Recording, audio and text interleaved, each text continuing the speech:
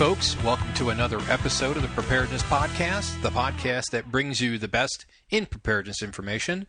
You can find us online at thepreparednesspodcast.com. My name is Rob Hannes, and I'm the host for the show. You can email me at rob@prepcast.info. And today we're going to be talking about some current events and some news articles, some things that I've come across in the past week, maybe 2 weeks. I haven't done one of these in a while, so I've just kind of picked some articles out that I thought were interesting, and we're gonna cover some of those. Okay, so I'd like to get right into this. We'll go over announcements and sponsors a little bit later, but let's go ahead and jump right into this. I've got, I don't know, I think 8 or 10 of these I want to get through, maybe a little bit more. The economy is something that we need to be concerned about. I know you've heard me talk about this before, but I think it is probably our greatest threat right now. Certainly, there are some things that have a chance of happening that would have far, far greater consequences. For example, an EMP attack or even a nuclear detonation in this country would be quite severe. Hyperinflation would be very bad, but an attack like that would be far worse. I think a CME hitting us and knocking out the power grid would be far worse, far, far worse. However, I think the economic collapse or disaster, whatever you want to kind of classify it as, I think it's going to be something that we can pretty much see happening. I mean, I don't really see how we're going to get around and not have any economic issues happen. So one of the reasons I keep touching on economics is because I think it's going to be an issue that we're going to be facing soon. And I will push out articles, not only on the podcast, but on Twitter. You can follow me at Prepcast. Sometimes I throw them out on Facebook, and that's at facebook.com/preparednesspodcast. And those are good ways to kind of keep in touch with lots of stuff that I come across. I don't put everything else. I don't put everything on the website simply because it's not as easy. I can push it out through Twitter far easier. So that's one way that you can kind of stay in touch throughout the week, and I can push information out. Okay, so anyways, back to this article. The economiccollapseblog.com. They have this website puts out a lot of articles, and they usually have really long lists, and this is one of them. And this is 34 signs that America is in decline. And I got to be honest, I don't really like this article because it hits too close to home. I mean, this is my country, America. I love this country, and I really hate to see what we're going through. I have a feeling it's kind of a natural cycle. And we're going to get into that probably next year. I'm going to talk about why I think that and stuff. And so I have a feeling that we kind of have to go through this, even though I don't really want to, and even though that articles like this really point out how bad it's getting here. It's just something that we're going to have to face. No sense in putting your head in the sand. We just need to hit it head on and deal with it the best we can. So I'm not going to go over all 34 of these. The link will be in the show notes, and you can go ahead and read it if you want to learn more. But I'm going to cover some of them here. For example, number 1, according to the World Bank, U.S. GDP accounted for 31.8% of all global economic activity in 2001. That number dropped to 21.6% in 2011. So, in other words, 10 years ago, the economic power of the United States was almost 1/3 of the entire global economy. 10 years later, it dropped to below 22%. That's a massive drop. Number 2, according to The Economist, the United States was the best place in the world to be born back in 1988. Now, granted, that was, several decades ago. But today, the United States is tied for 16th place. So we've gone from the best place in the world to be born to be tied for 16, which means we're almost down to the 17th place. It's things like this that we can no longer say that the United States is the best country in the world. We used to be. It used to be easy to prove to anybody that we were. We can't anymore because we've fallen so far. That's why I hate this article, is because it points out the problems that we have, which is good because honestly, as a prepper, we need to look forward. We need to identify the problems and we need to face them head on because that's the only way we're going to be prepared to handle them. But like I said, at the same time, this really hurts. Okay, where am I here? Oh, number 3. The United States has fallen in the Global Economic Competitiveness Rankings compiled by the World Economic Forum for 4 years in a row. Number 6. America once had the greatest manufacturing cities on the face of the earth. Now, many of our formerly great manufacturing cities have degenerated into festering holes. For example, the city of Detroit is on the verge of financial collapse, and one state lawmaker is now saying that dissolving Detroit should be looked at as an option. Imagine that. We had this major city. It was a powerhouse of a city for decades. The best cars in the world came out of Detroit, Michigan. Now they're thinking about dissolving the city as an entity and just, I don't know, let it rot, let the land rot. It just be open land again, kind of like let the forest and the trees come back and the grass come back. I don't know what happens when a city dissolves. Number 9, if you can believe it, approximately 1 out of every 4 American workers makes $10 an hour or less. Number 10, sadly, 60% of the jobs lost during the last recession, this was 2008, only 4 years ago, were mid-wage jobs. But 58% of the jobs created since then have been low-wage jobs. So, in other words, all the jobs that were lost in the last recession have been replaced by very low-paid jobs that pay $10 or less. So, yeah, maybe we got some jobs coming back, but they're so low-paying that it's not helping the economy. People aren't getting back to the way they were. They can't afford their house. They can't afford heat and food and their house payment and to send their kids to school and all the taxes that we have to pay now, plus all the taxes that are coming down the pike.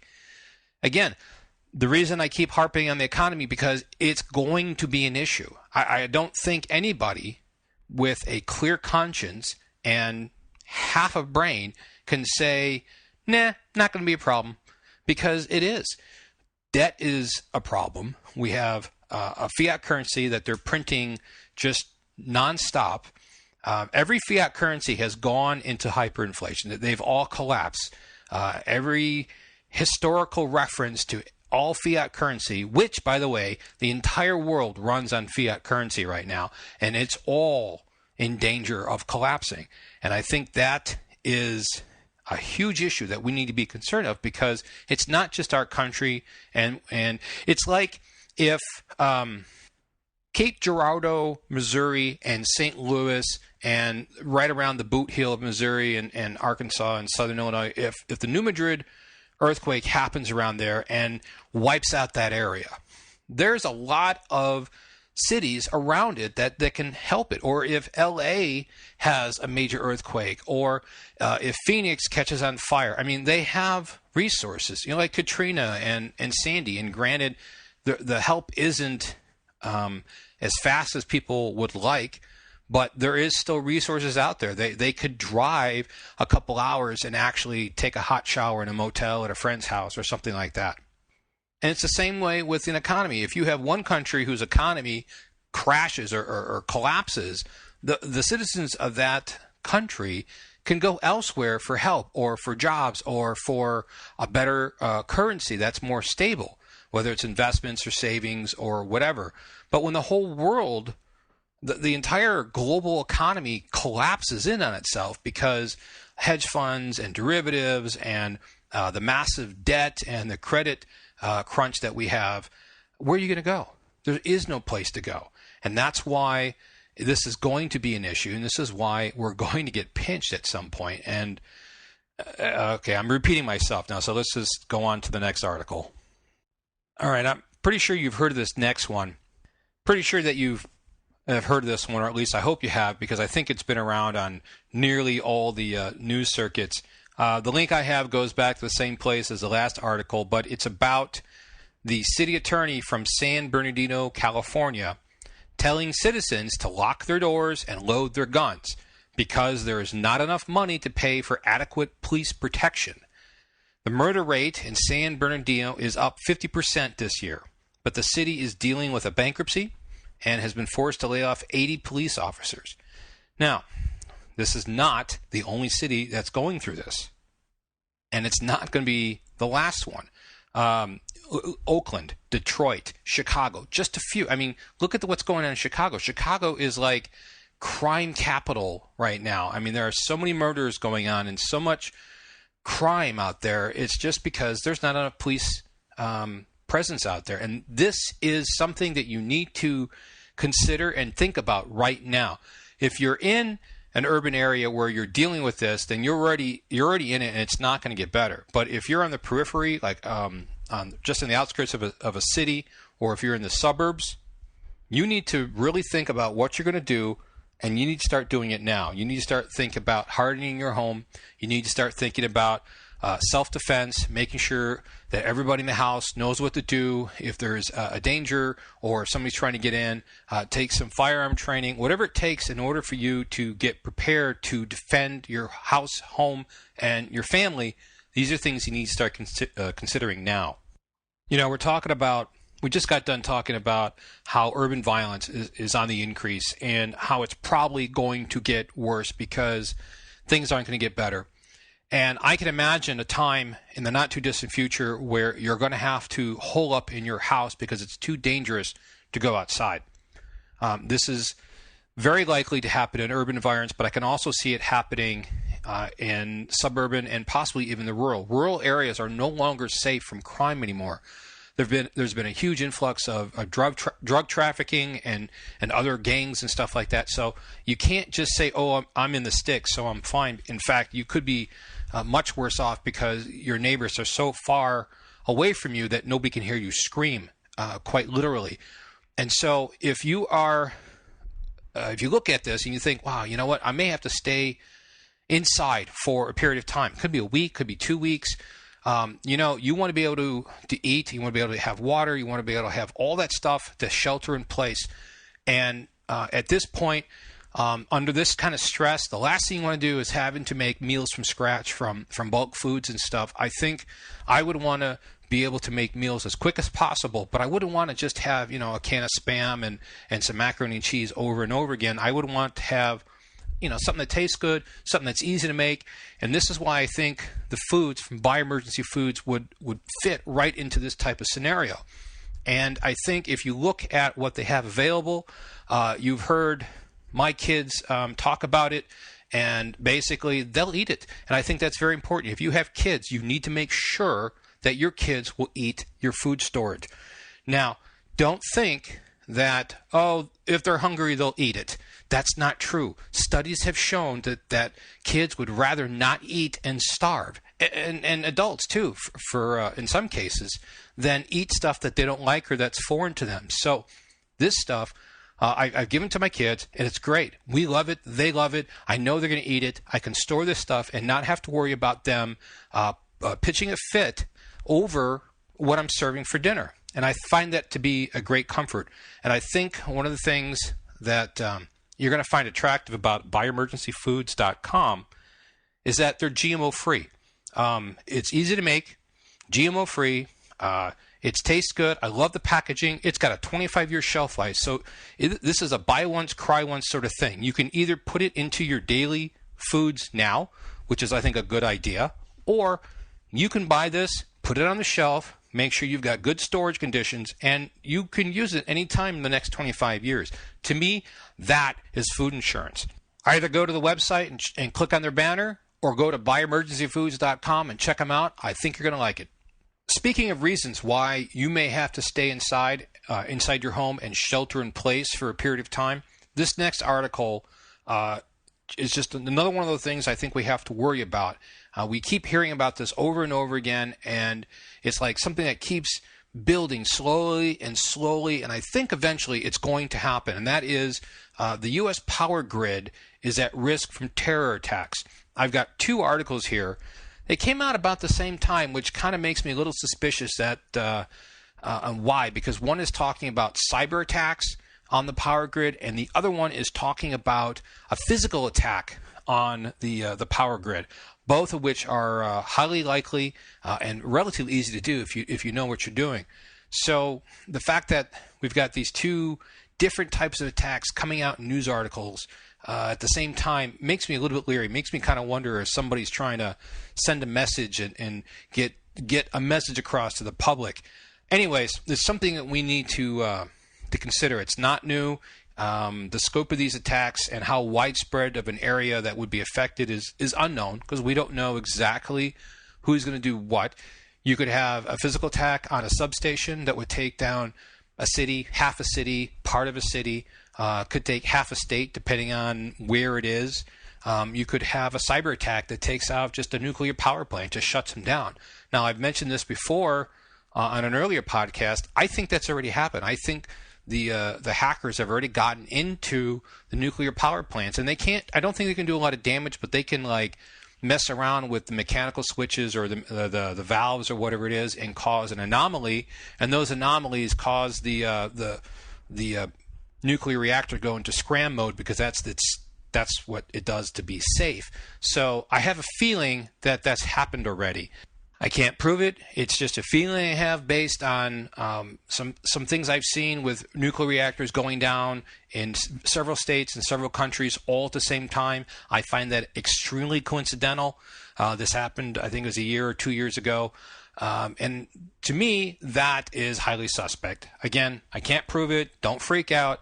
It's just something that, we need to be concerned about. And these articles basically show that yes, the power grid is susceptible. Okay, the next two articles, a little bit lighter, a little bit more on the good news front, I guess you could call it.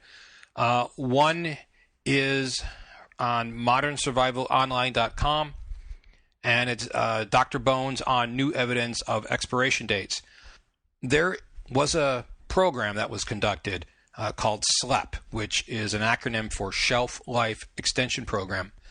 And basically, they did a study to find out how far beyond expiration dates for medicines they could go.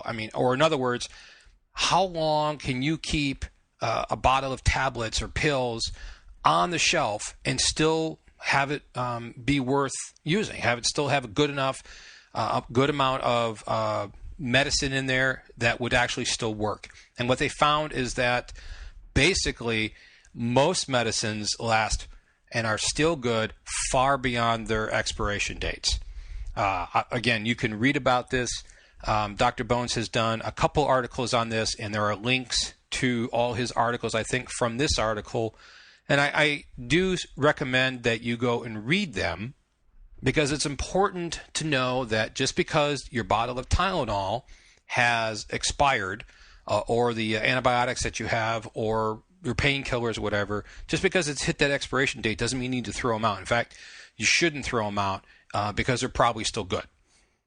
There are, of course, some exceptions. The ones I know about are tetracycline, that you shouldn't mess with after its expiration, and aspirin. Fred from the Preparedness 101 meetup group, who I interviewed a couple podcasts ago, he was telling me that you should never buy aspirin that is coated or buffered, because it's got this coating on it that prevents you from seeing the color of the aspirin itself. And so if you buy unbuffered or uncoated aspirin, once it turns yellow, don't use it anymore. But if it's still white, it should be good. But you'll never know that if it's coated. This next article over at grandpappy.info is about the 5 different shelf life studies on food. 2 of the studies were on canned food, 3 of them were on dry food. And much like the medicines, they found that food stays good well beyond its expiration date. We're talking, in some of these tests, they've tested cans that were decades old, and they were just fine. And so, in my mind, Anything that's canned is probably good. Now, it may have a slight texture change, but as long as it's not spoiled, as long as the can is in good shape, is in good condition, and it was a good seal, that food should be good. Canned meat, probably good forever. Fruit and vegetables, probably good forever. Things that are high in acid like tomatoes may not be, because if the acid eats through the can, you could have an issue. But in general, canned food lasts a really long time, and there's probably no reason to throw it out. You can, if you find an old can of beans in the back shelf that's 5 years old, you know what? Open them up, do the sniff test, check them to make sure it's not bulged, the can's not bulged, cook them up and eat them and see what they taste like. Now, when you're starving, you're not going to really care about taste and texture all that much, because I've never been starving, but from what I understand is you're not real picky on taste. But I think that stuff is good, and I think you need to know that. And I think studies like this are a really good idea to learn. And this is stuff, these last two articles, you should put in your notes database. Copy the information into your notes database so you can always refer to it. Because if the internet goes down, or if these sites go down, like this SLEP program, that used to be out on the internet. It's all been pulled down because they don't want people to know, because the drug companies want you to keep buying that Tylenol. Oh, Tylenol expires this month. I'm going to throw it out. I'm going to buy another jar of 500. They want you to do that, because that's how they make money. Okay, we've got 3 more articles I want to get to, but before I do, I want to talk about seedsnow.com real quick. I was on their site, and I've been telling you about seedsnow.com and how they've got some really cool products. They've got some great seeds, and they're heirloom, they're non-GMO seeds. So when you're thinking about starting your garden, which is now the time to start thinking about it, I was on there, I was looking. They've got these things called soil pellets. I haven't used these, but these things look really cool. They're just this little disc of compressed soil, I guess. And what you do is you add some water to it and let the soil start to expand. Then you add your seeds. And what this does, helps the seeds, stay moist and stuff. But this is how you transplant it. The seeds start to grow in this soil pellet. And when you're ready to transfer it from your little seedling area to your garden or your pot or your container, you just move the whole thing. You don't have to dig it out. Now, I know I have killed plants when I've transferred them from one pot to another. Not only for seedlings, but the little seedling trays you buy at Home Depot and stuff. We tried some of that stuff too. I've killed that stuff because you're trying to tear apart the little fiber board that's around there, and you're ripping apart the roots. And I transplant it, and most of them don't ever grow. So having these seed pellets sound like a really great idea, because I don't have to shock the plant going from where I was growing the seeds, and it starts to grow my little seedling. I can plant it, and I can make sure that it doesn't get shocked. And it's really, I think, a really good idea. And they're cheap. They're it's 25 of these seed pellets for $6, which means that you're going to be able to save a lot of your seedlings and not have them get shocked just from the transplant. I've had a lot of my listeners email me and tell me what a great experience they've had buying from seedsnow.com, which means I think you're going to have a great experience too. Go ahead and check them out, seedsnow.com, and you can still get a 10% discount by entering the code PREP10. That's PREP10 when you're checking out. That's seedsnow.com. The next article I want to bring to your attention is called 18 Low-Cost Ways to Start Prepping. And it's over at beginner-preppers.tumblr.com. And of course, I will have a link in the show notes, because all of these are rather long URLs, and no sense in trying to write it down. We can just go to the website and click on the link. Anyways, I bring this up because there are always different ways and different viewpoints on how to start prepping, or what you should focus on first and stuff.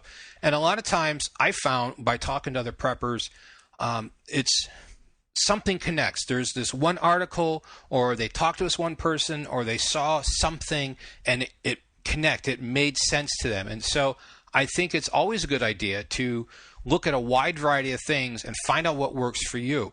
So this is a list of 18 things that you can do, and it's called low-cost ways, because a lot of these take no cost at all. It's just a little bit of time. For example, make a plan, do research, make a budget, those are the first three things. None of those take any cost whatsoever. Those are basically planning and learning, and then figuring out what you want to buy and how much you can spend to get there, and which means how fast you can get that. I think that's a really good idea for the first three steps. So I think it's worthwhile to take a look at this list because it's, again, 18 low-cost steps that you can do. And I think a list like this is a good starting point for beginner preppers or for maybe family and friends of yours that have shown some interest but aren't really there, and they're like, oh, I don't really want to be a gun nut. I don't want to have to buy camouflage. I don't want to have tons of storage food of beans and rice. Pointing out the easy and the obvious, things like make a plan. What are you guys going to do if you can't call each other? Who's going where? Who's picking up the kids? Where are you going to meet? What happens if electricity goes out? How are you going to see? Do you have candles? Do you have those sort of things are all part of a plan, and they're common everyday things that people need to deal with. So I think something like this is a really good way that you can help spread the information to people who want to get into prepping but are a little bit timid or just don't know where to start. One of the things that they have on this is make a prepper book, which is informational is critical, and having it readily available is a really good idea. And that goes right into the next article. I actually have two articles here. It's Create an Emergency Binder. The first article is from foodstorageMadeEasy.net, and the other one is from The Survival Mom. Both these have some really good ideas on putting a binder together that basically it organizes all of your analog prepping information. And analog is the backup that you have to your computer stuff. So if you have notes on your computer, if you take notes when you come across great information on a website and you copy from that website and paste it into a notes program or a database program, or something like Evernote, like we had talked about a few podcasts ago, which I think you should be taking informational notes like this. You should have an analog copy of it, and you should have the most important stuff, at the very least, printed out and put into your binder. Things like contact information, where your kid's school is, the contact information for that, their class schedule, maybe a strip map on how to get to your rally points, who's going to call where, what your out-of-state contact is, all the contact numbers for your friends and family. All this information should be in your binder in analog form. And I say analog to be very specific that it's not digital form. You're not putting a USB thumb drive in your binder. You could, it'd be a good backup, but you still need paper printouts so that even if it gets wet, a lot of times you can still read the paper. Even if the paper rips, you can hold the two pieces together and still read it. If a CD breaks or the thumb drive gets crunched on or driven over by your truck, it's no good anymore. So you need these analog backups, and these two articles have some really great ideas on how to start your preparedness binder. Okay, the last thing I want to cover today is an article from financialsense.com, and it's titled "Scary Big Picture Predictions Are Usually Nonsense." And I think that's correct. I think if you look at history and you look at the predictions of what people think are going to come, oh, there's going to be war, oh, there's going to be a pandemic, oh, there's going to be a huge mega earthquake, oh, a comet's going to crash into us, oh, the Mayan calendar says we're all going to die. Okay, that one we don't know yet, but very soon we're going to find out that nothing happens. Most of this stuff never happens. So this is why when people say, oh my gosh, I can't believe I'm so late to the game, I got to start, oh, the economic collapse is coming, oh, we got this, we got that, I got to get ready, I got to spend a lot of money, I got to go into debt, I got to sell the house, I got to take a second mortgage just to buy food and equipment and enough ammo. No, don't do that. That's the absolute wrong thing to do, because you're going to get in debt, you're going to get in trouble, and then you're going to be paying for it for a long time. And then you're going to be sitting there thinking, well, gosh, I spent all this money in 6 months and nothing happened, and 5 years later I'm still trying to pay off the credit card bills. One of the reasons I started this podcast was to help people learn from my mistakes. And folks, I can't tell you how many times I've gone into panic mode because I thought something was going to happen. I have since learned that I don't need to do that anymore, because just like this article points out, and it's got some very good historical references in it, nothing usually happens. It's not that nothing will ever happen, which is why I think we need to be prepared. Clearly, Katrina happened. Sandy happened. The Fukushima disaster happened. That tsunami happened. The 7+ earthquake in Haiti happened, and Church Christ in New Zealand. Those things happen. And if it happens to you, you want to be prepared. But that doesn't mean that the end of the world is coming. It doesn't mean that every major disaster that's forecasted is going to happen. A lot of these things, I look at them as either A, what if scenarios for planning and thinking and doing, what if this happens? How would I do it? How do I handle it? What should I do? I use them as like planning scenarios. And the other is sometimes I use them as target dates. For example, okay, December 21st, 2012, I don't really think anything's going to happen, but you know what? That's not a bad date for me to have X, Y, and Z ready and prepared. That doesn't mean I'm going to go into debt to do it, but that's my goal. Those are what I use these big major dates for. You don't know. Nobody knows when something's going to happen. Just like the economy. I think the economy is going to collapse. When? I don't know. A lot of people say it's going to be next year. We also have a lot of solar flare activity that's supposed to be happening next year based on the cycle and stuff. Will it happen? I don't know. It will probably hit us when we're least expecting it because that's how it usually goes. But the point of this that I want to make is that the scary big picture predictions aren't the ones you need to worry about. You need to worry about the common things: the house fire, the auto accident, the broken leg, the child not falling into the icy lake, making sure you have good car insurance, making sure your car is in good repair so the brakes work when you're going down an icy hill, as well as the being prepared for winter storms and power outages and all those everyday emergencies that can happen all the time. Those are far more likely to happen than the scary big picture predictions. Not that these big scary predictions can't happen. It's just that the odds of them happening are so low, that's not where you should be putting your focus. You should be putting your focus into long-term solutions, a plan, a budget, and working on that plan with your budget to be prepared as possible. Start with little chunks. For example, don't be worried about having a year's worth of food or being prepared for an entire year or 6 months or even a month. Start with 2 weeks, or even a week. It depends on your budget. If all you can handle is 3 days, then start at 3 days. But I would say, your first goal should be 2 weeks. You want to be able to have enough food, enough water, or enough water filtration. You want to be able to handle your sanitation, like your body waste and your garbage. You want to be able to maybe have enough batteries on hand so you can play your radio to get news.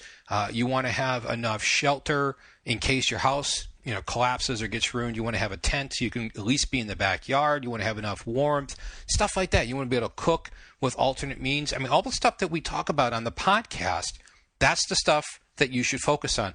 And don't be thinking about your 6-month plan if you don't have your 2-week plan already completed.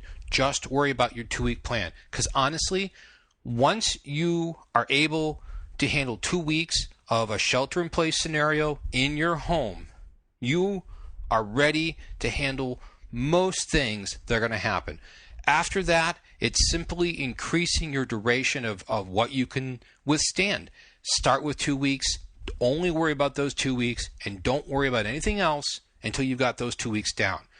Don't worry about, as we mentioned, I think it was last podcast, with the commonalities. You know what? There are so many things that can happen, and they all require food and water and sanitation and be able to get clean and be able to put your garbage someplace and stuff like that. Focus on those common things first. Once you have those common things taken care of, then you can work on specialty items and increasing your duration.